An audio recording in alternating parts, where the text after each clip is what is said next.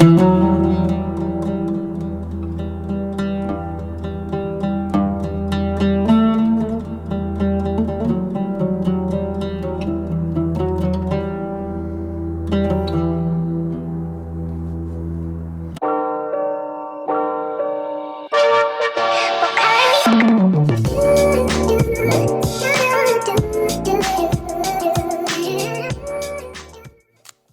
up everyone, it's Wars. New video, new review. I'm very glad you're here. Subscribe, like, share the video. Don't forget about it, because now it will be a long, very long review of pre-production model S1R II, which I had in my hands. So this will be a hands-on review. It will be very focused on photography, a lot. It will be also focused on video, also kind of a lot. But I will do this review differently. First of all, I'm using Panasonic Lumix full frame cameras S5 and S5 IIX. So I will compare those two more likely to S1R II. So this is really based for Panasonic users, if they maybe should upgrade or why. What are the better things about this camera, maybe what are not, or something. Then comparing to Canon or Sony or something. Like, I don't mind. First of all, I really would like to make this review for the people who are like me, who are using the camera for photo shooting first. Then they can also do some videos, maybe for YouTubers, maybe for people also like me who take the camera and create like a short music video, or they can use it as a little documentary camera or something like this, which Panasonic is amazing at. If the S1R II really worth it doing. Also, what I want to do is to tell you that this is a pre-production model, which already me in cooperation with Panasonic Czechia, we found out some mistake issues. This model, what I had issues with, for example, overheating. This model had the problem, but it's not overall problem of this series. So I will probably, you know, don't use this topic anymore, because I think it might be a little bit confusing. On the other thing is that, yes, this for sure that was borrowed by Panasonic. They contacted me, they borrowed me the camera for testing however I want. No money change hands, nothing like this. The only thing, and I think this is nice collaboration with this, that they asked me that if I find something to tell them, and they will try to debunk or tell me if this is like a problem of this particular camera they borrowed me, or this is overall the systematic thing or something which they can also still implement to improve the camera, like physically, but also via updates. And this video will take you through my journey with this camera, different environments, lot of photography, portraits, and my own experience. I don't want to tell you how, like, too many technical stuff. Like, you know, every camera technically nowadays is great. I think more what you would like to hear, or at least this, my review will be different in it, that it will talk about the experience, my own user case. Would I buy the camera? Did I enjoy using it? What I didn't enjoy on it? How it was the day 0 and how I get to day 5, and what were my feelings? Because after all, I think this is lots about the feelings, and I had them. Let's talk.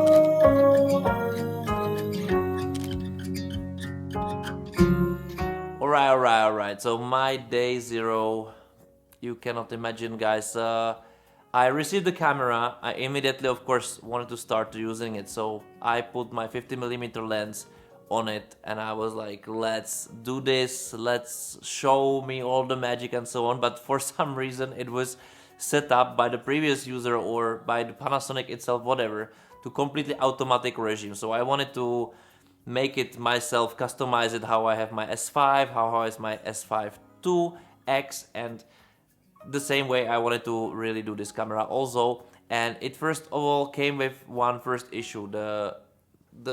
I will first tell you the issue and then I will tell you what also great. So first of all, the menus are basically the same. The only difference is that some same things are named differently, or they are in a little bit different folders, a little bit restructured, but they are just in different folders basically. And from those folders I couldn't find the same settings, so to put it manually, basically the lens was hardcore for me to make it happen. This was the first thing, or the only issue basically with this. The second one, it's another level. So this camera really is another level, is the high-end camera. If you compare it to S5, S5 II, you can tell that those cameras are, let's say, the mid-level something, and this is like the high-end, you know, some, or really close to high-end, or high-end itself. I would say high-end, definitely for Panasonic, and or the modern hybrid camera with the high-end features. This comes also with the buttons, with menus and so on. So you have much more customizable buttons. You can switch between photo, video and SNQ on a separate button basically, and also you can lock those buttons. So you have now much more options how to differentiate your different modes. Basically you have for photo, you have 5 C buttons, also for video you have 5 C buttons, and also for SNQ you have 5 C buttons. You can put all those other buttons which you want to use differently, then they automatically preserve for something different, so you can create functions for yourself. I'm doing it, so then I don't need to really watch on the camera, and it really becomes your own hand. So when I came to conclusions like this, of course it took me some time, but after all, if I just think about it, I think it didn't take so much time. It's very familiar. The menus of Panasonic are great and the camera makes sense. What also changed a little bit, it's a little bit heavier, a little bit like 100 grams, and also a little bit chunkier, but really not much. It's like, by feeling, it's almost the same camera, but not. After you come back from S1R II to S5 or S5 2X, which are basically the same, you feel that they are kind of smaller, right? But the grip, everything, this is better on S1R II, even for me, which I have, you know, I have small hands, and still very, very handy. So yeah, this is like the technical stuff around it, how I felt during it. The first day was a little bit chaos, I would say, from my point of view, because I did tests on everything like randomly, you know. But what I did, I put on my Buy Me a Coffee, and you can download it for free. Those from my shop on Buy Me a Coffee, you can buy those high resolution pictures, which I completely made by hand. You can basically say that the stabilization over there is just absolutely superior, great. Like there is nothing can really match it, really. And on such a camera, this is brilliant. All of those pictures was taken handheld, and it was easy to do, fast to do, and the results are incredible, really. Download it for yourself. Also on this Buy Me a Coffee, and this is a disclaimer for Buy Me a Coffee, you can download the raw files so you can play with them. So this is also for free, but also you can buy my presets if you want to support me, my channel and so on. It would be handy for me, of course, so you can use also this as a shop. And also there are articles which are in 3 languages, English, Czech and Romanian, because those are basically the 3 my operational modes, let's say, for photography. So this, and if you want to buy my services, for example, this workshop I'm doing, which is like photo hunt, let's say, you can check it out also. So just think about it. It's nice. Of course, mostly things are in Czech, but those particular things are in all languages. So use it for yourself. It would be nice, because you can see the examples how I used the camera the first day. Of course, I tried the video, I tried the photo, and so on and so on. But that was the day 0. But day one was serious photography business. So let's go there.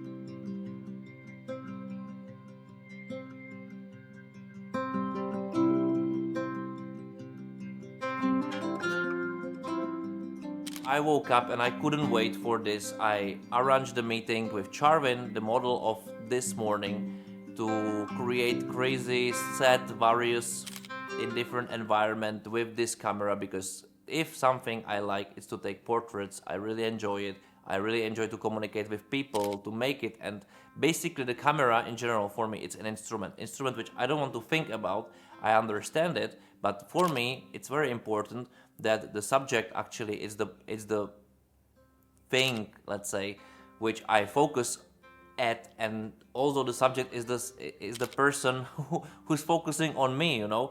So the camera shouldn't be an obstacle anyhow, and also shouldn't be a distraction. So it should perfectly work for me, but also it should be basically kind of invisible for the model, because I really like its authenticity. Of course it's different when you work with professional model, but I mostly don't. I like to work with people who don't have this experience. I like to work with people who enjoying this experience, actually thinking about maybe to become or just to have photos, you know.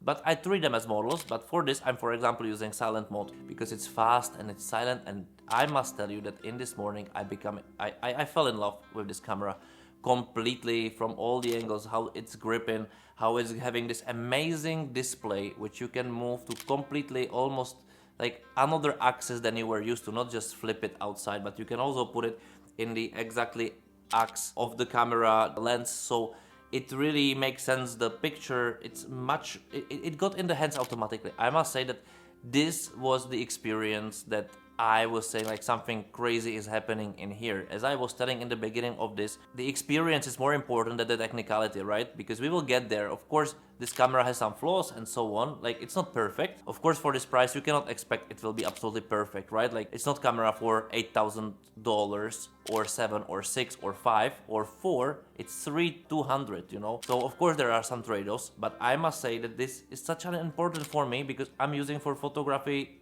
like, let's say, inferior cameras to, you know. So this is just simply better, but the feeling, it's important. And I must say that I ultra enjoyed working with it. Not just because it's like a little bit faster or somehow smoother, but also because it gives you this really super control feeling. And then working in post-production with those files, oh my god, this was a craziness. Well, I also like it's much more settings with ISO. So you start in base ISO basically for raw photography, because this is the only one I'm taking. I'm not taking JPEGs at all. So it's 80 and it has dual native ISO, which I don't care about. I like every modern camera basically has it, and it's not an issue. But for this photo shooting, I used all of it, the fast pace, I used the silent mode, I tried everything. Of course, I found some trade-off, but we will get to, for example, rolling shutter very later in a very specific column, so you can also switch it on the timeline. But if you're a photographer, if you're a Panasonic fanboy, then I think this is camera for you for sure, for many various reasons. If you're not, but you're thinking about the budget high-end camera for photography, which knows everything, also tethering, like basically doesn't have any issue, this is also probably camera for you.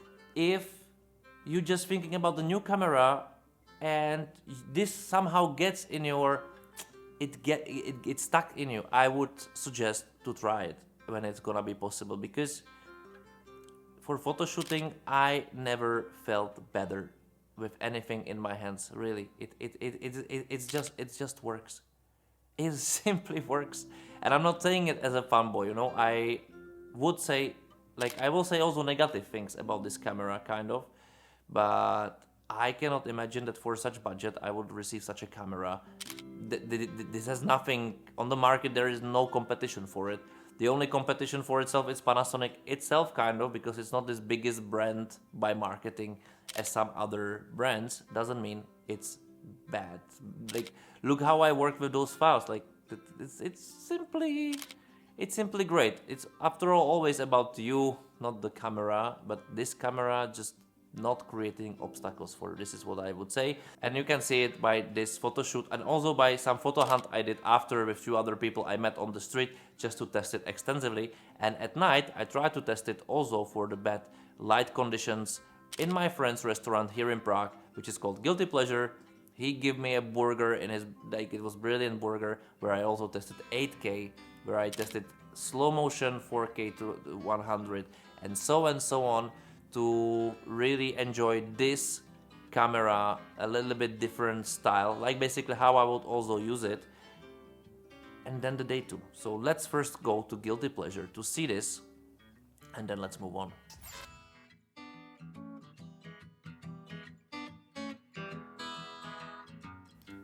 So first of all, I ate this burger, right? So this shot actually, it's 8K 25 FPS, and as you can see, the number of details is crazy because this sensor is downscaling, like it's 8K in general, 45 megapixels, and it's downscaling it also to other modes, so 4K 100, 4K 50 no crop, like basically nothing has crop.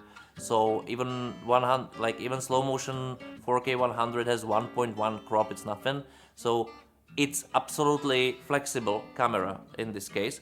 And what it also has, it's brilliant colors, details, and because it's downscaled from 8K basically, all the picture looks extremely sharp and extremely detailed, which is amazing thing without a trade-off, because, and this is for me like unbelievable, how amazingly Panasonic really make it with the low light. It looks brilliant. There's almost no, or not no, but really low grain, you know, in like I needed to more likely put it in post-production than to really leave it there, or say that the picture is unusable. No, it was extremely usable in any light conditions.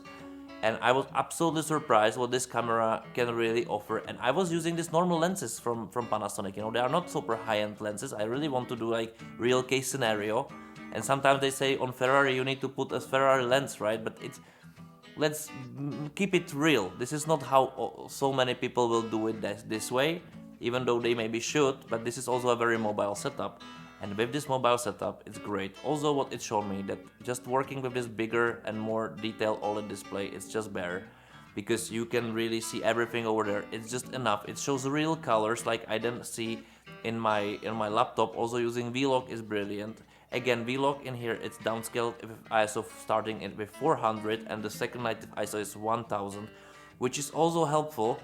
And what I must say, its reproduction of colors is probably the best I have in Panasonic from S5 Mark II. This is better. This is simply better. It's like there is much more depth in shadows and so on, and even without using this extended dynamic range, which I will show you later how did I approach this. But as you can see from those images, it's brilliant. And again, to work with this camera, which has amazing stabilization and it's easy to switch between modes basically immediately, you can just do it without overheating in such cases, some simple shots. This is brilliant, and I was really using it this way. I was shooting video, switching from slow motion, switching to 4K 25, 8K, then photo, then back again, back and forth, back and forth, back and forth. It was working amazingly, but what I really like on it, it works extremely fast, and I think this is what you need for point, and like it's faster than S5 2X. In this, you start the camera and it immediately works immediately. Or much faster.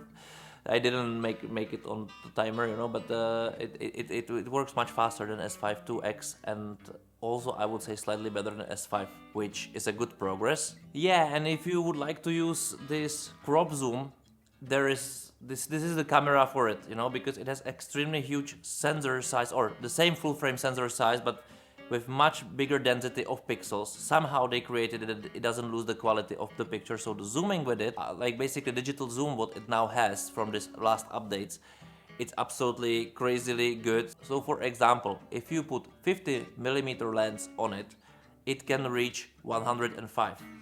And the picture still looks amazing, right? Because it's still downscaling from 8K. Of course, you can normally record it and then zoom it in post-production, but maybe if you want to just basically create quick clips, done, put it on social media, this is also the way why to use it, and it makes sense with this camera. Much better than with S9, S5, or like S5 cannot do it, but S5 2X or S5 II.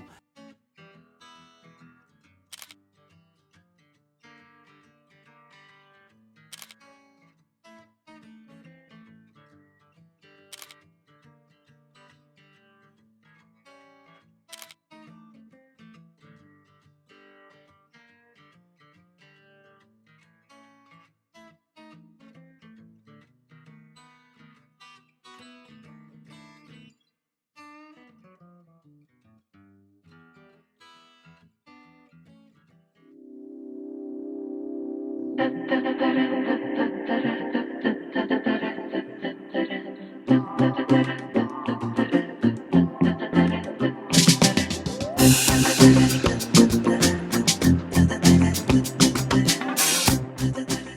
here we go to big video testing.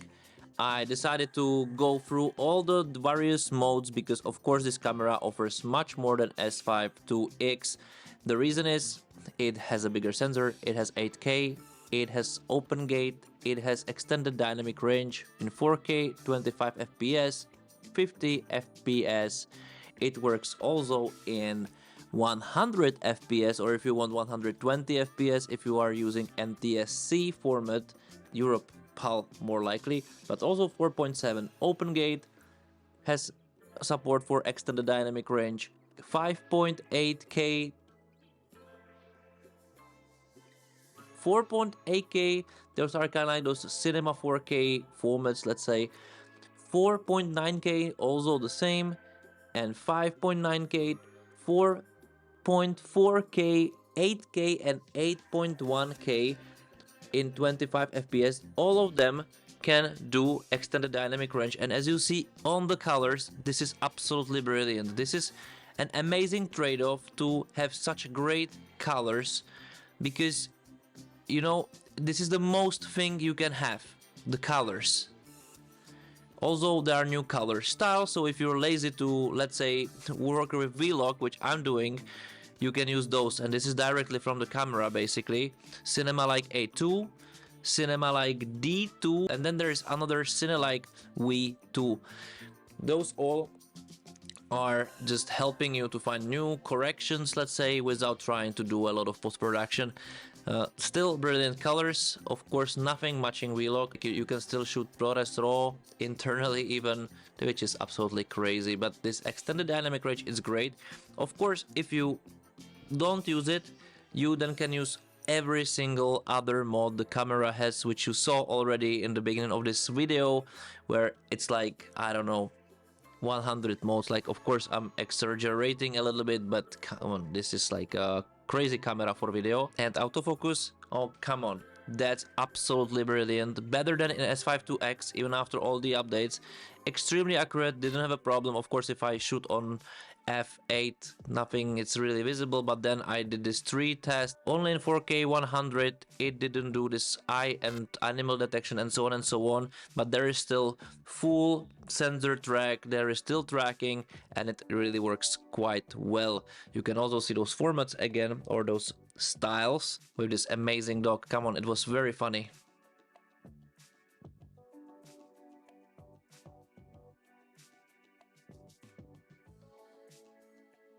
And now let's talk a little bit about the camera, also a little bit extensively what it can offer. So first, what it's important to say, it has double card slot. One is for SD card, as you were used to, and I really recommend V90 cards version 3, or how it's called, with 300 megabytes per second. They are a little bit more expensive, or even more expensive, but they're really worth it, and you will have no problem and issue with the buffer at all. And if you don't want to have any trouble at all, CF Express card is the way to go. In here the type B is, those are two slots connected. Pitifully you cannot have two SD cards, which for example for photography would be kind of enough, but this is a premium camera, it has this CF Express card usage, so you need to have it. And also you can use it for internally record RAW, for example, or other big data bitrate formats. You can also add still to USB-C hard drive, so this is still the same as you are used to from S5 II. LVF moved a little bit, then you have the same set of buttons, but just this red button, it's one more,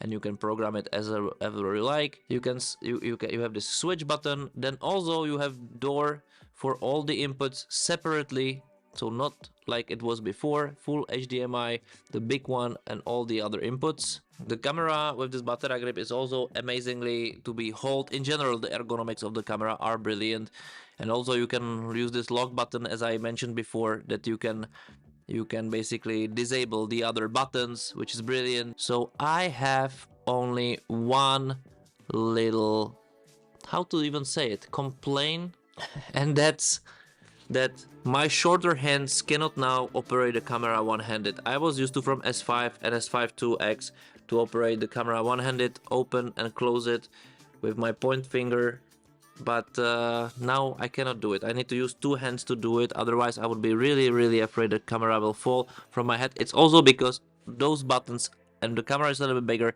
they a little bit change its position just a little bit, but it's enough for me not to touch it. But this is what kind of complaint it is, right? Yes, and if you are interested how the shutter speed is and especially how it sounds, it's like this. A tohle je random test, že se na to dá úplně krásně vlogovat. Ta obrazovka je větší, je čitelnější, protože má vyšší rozlišení nebo větší svítivost, nevím, ale prostě je to úplná paráda, je tam všechno, co má být a je to nové příjemný. I speak Czech, but yeah, a little bit. So you speak English? Okay. Yeah. So I'm a photographer. This is my colleague, photographer. Yeah. So I understand general, oh, brilliant. So basically, I'm asking random people on the streets, which inspire me somehow. I saw you, I was like, yes, I need to ask, otherwise I would feel terrible, right? Okay. And to make a quick photo shooting, it can take like five minutes. Yes, 5 minutes. And of course, I will send you the pictures for free. Okay, I wish I had something in my hair. No, you look brilliant. You look brilliant, really. Thank you. Like really. So if you give us like 5 minutes to do it, I think we can do it on that street because there is also a light, or over there where this overcast is, kind of on this wall. So we can use this a little bit also with the wall with this Cafe Palace. Yes. Let's go. Can I take it for you?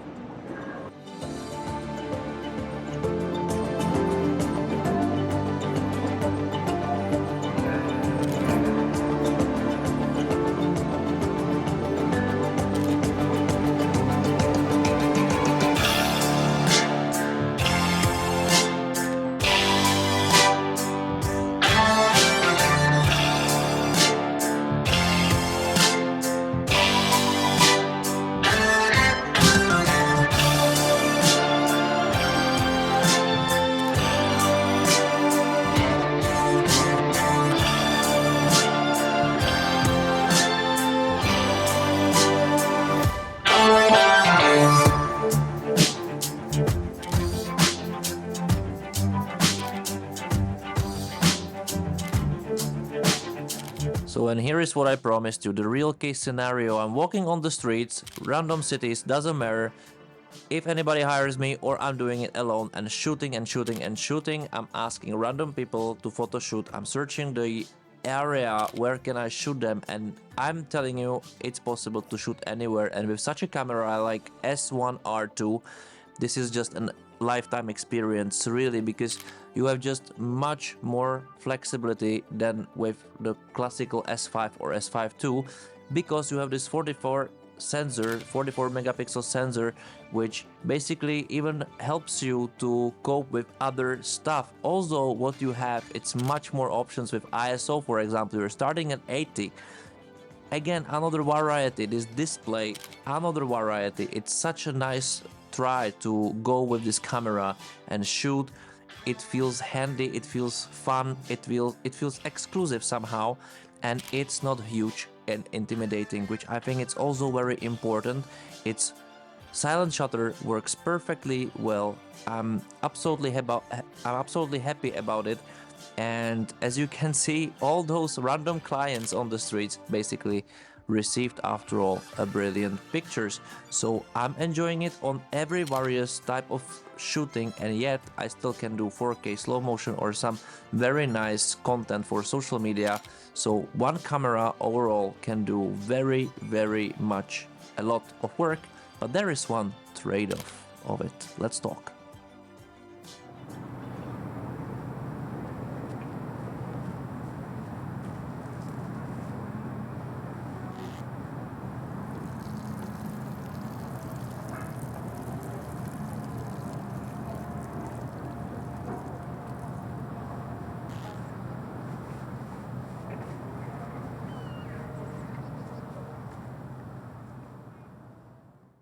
Okay, and this is big topic, rolling shutter, right? It's a big issue, it's a small issue, somebody says it's not issue at all, somebody says because of this the camera has no usage.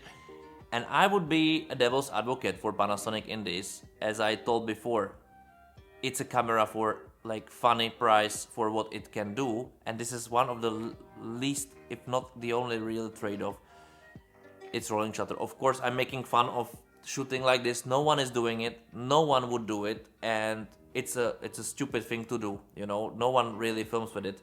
Also, I think this camera, it's not a film camera. If you want a camera without a rolling shutter in general, you wouldn't go for a camera of this size anyway. You would go for a professional camera, and probably no one will take this as a B cam, even C cam for a movie. Like for this you have still GH7 if you want, which is a hybrid camera specialized in video. This is still for me a hybrid camera specialized in photo, which has brilliant features in video, which nowadays cameras needs to have somehow, and it has the best colors on the market in my opinion, which you saw in the previous bracket, one of the previous brackets. What the rolling shutter is an issue at when you use silent, of course. Like for example, for me it might be an issue, but you still can reframe. You can find a way how to reframe the picture, find different solutions.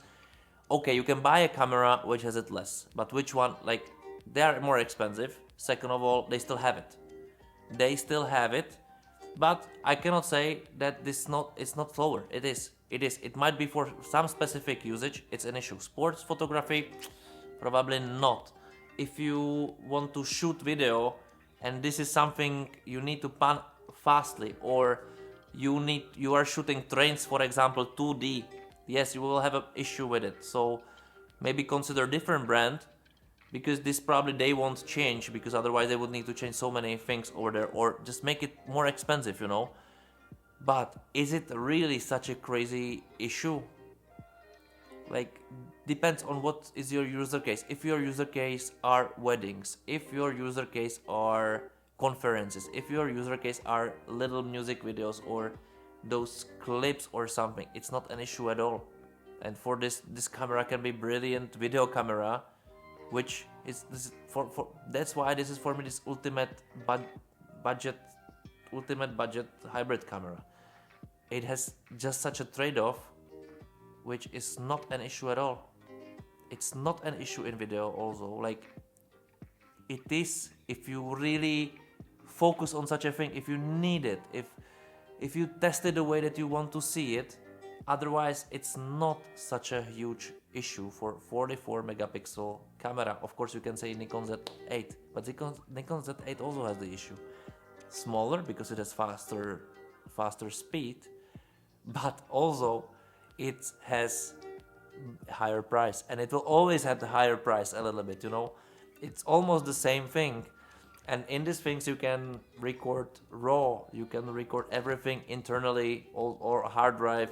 It has better colors, it has, you know, I don't know, like what is the trade-off? I would still go for better dynamic range and worse rolling shutter than vice versa, because if I shoot normal things, because this is not a movie camera, so if I shoot wedding, if I shoot some event, if I shoot some conference, some podcast or something, I would rather have better colors than a better rolling shutter. And I would always choose color over a rolling shutter, always, because the chance that I will shoot something which is super fast moving, it's smaller, and even in the wedding, in the video, you will just not notice it, but you will notice that it looks better, or you can play better with the files, which you definitely can. And this, in my opinion, is the superiority of this camera. The best is the color science in general in Vlog. The how files are big, how those colors are chunkier, and with this extended range, they just look simply brilliant. So if rolling shutter is an issue for you for the specific case, but think about it. If you need it, look somewhere else.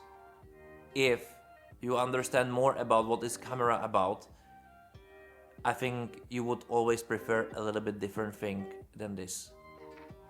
And this is what I would suggest. You can also connect this camera to Lumix Lab and also to the new app which is called Lumix Flow. It didn't work for me because I have iPhone 12 Pro, and connecting with lightning cable to USB-C somehow didn't work. It should work, but I think this is because of the software and so on.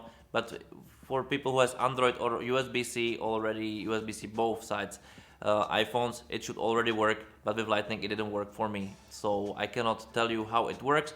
If you want to have 32 floating audio, 32-bit floating audio, if you want to have 32 if you want to have 32-bit audio, which is the brilliance, you need to buy this XLR adapter, which you just simply connect to the hot shoe. You will simply connect to the hot shoe, and it works with the properties if you want, but I didn't have the proper cable, sorry, couldn't find it, didn't have time to really do it, so I couldn't test it, but I saw tests on the internet, it was just simply fine as it should, and this shouldn't be an issue. So what are the conclusions? And yeah, those conclusions are that I love the camera, and I'm not telling you this from the perspective of the specs. I don't care. The specs of course helps me to create things even better that I want, more soft, but I think the most important is the experience I had with it. I felt like a kid again, you know, like I can play. I felt like I really have so much space to play with how I want, no limits. Like, or if there are limits, they were funny to find the obstacle around it, which basically was just this rolling shutter for my testing. Otherwise, I'm used to it, you know, I'm using those cameras who are even having a little bit worse rolling shutter than this in this fast pace. When I tested it real life, I didn't test it on the tests, I tested real life, and by feeling subjectively, it feels that this camera has less issue with it than the previous ones, even though maybe in video it's a little bit different story, but how really, I'm not using this like that, fuck it. So I am happy. I was a kid, I was having something which connected to my arm that smoothly and that naturally that I'm really am sad that I cannot use it anymore, and I need to wait and to buy the final product, which really will, I think, has all like solved even other little issues which might be appearing, and I think it would be perfect. Perfect also for the price, but perfect for my usage. I really felt I'm a photographer with the camera, don't do everything for me. Or you can set it up, but it doesn't do everything for you, but it feels like you know what to do with it. It belongs. It belongs, and you know, like, it's not this robotic camera which is not a feeling with it. That you take pictures and everything feels that you cannot do mistake, that you basically do this and you cannot do mistake or something. I think also this camera has this trait because it's already starting to be super perfect, but I was having the urge to create all the time with it. I can tell you that I'm sad not having it now in my hands. I'm not sad to go back to my Lumix S5X or my Lumix S5 2X or Lumix S5 original one. I love those cameras, but somehow you can tell that what you were holding in the hands is something what is the evolution of those, something what was missing, something what can stay, has the same user case, being hybrid camera, but does everything perfectly. You know, maybe you also say like, I don't need this, I don't need that, but 4K 50 no crop, it gives you just this opportunity what you want to do. It's killing all the obstacles you had. 4K 100, the slow motion, it's also brilliant because you can play with it, and now you have 8K, so you can also play with it. You don't need it, I don't need it, but you can use it and you can play with it. You can do everything with this camera, and there is almost no obstacles, and that makes your field of playfulness absolutely wide and wild and crazy. And yeah, you don't need to buy this. You don't need to buy this. I'm not forcing you. I'm not even forcing you to buy presets on my Buy Me a Coffee or just support this channel on Buy Me a Coffee. It would be nice from you to do it if you enjoy this review. But I really want to tell you that the most important thing for me as a photographer is to enjoy my instruments, to enjoy my work. Basically the instruments do not be my obstacles, but be really my perfect instruments. And with this camera, I felt I got it. And I'm not saying it as a fanboy of Panasonic, even I am, but I'm saying it as an user. As an user, in compare to my cameras, this just feels like a huge leap forward, and the bright future maybe for Panasonic, because their strategy with the prices is just incredible. It has trade-offs, yes, but they are not huge as what these cameras actually offer and how they feel. And I think the last word, feel, is the most important part of this story, of this review, which now I find over. So I hope you enjoyed. Subscribe to the channel, like the video, share the video. Buy me a coffee if you want to support me. It would be brilliant from you. You can also buy my presets. You can buy Aperty in the links below. I'm recommending this program because I use it also for post-production of my pictures. It's somehow very smooth. It's getting updates, so I will be talking about it probably even more later. So this is the way how you can support me, but also support your own work. And that's it. I think I said a lot, so I just hope that it gave you some informations which you wanted to hear, needed to hear, or just simply enjoy. Thank you for watching. Bye.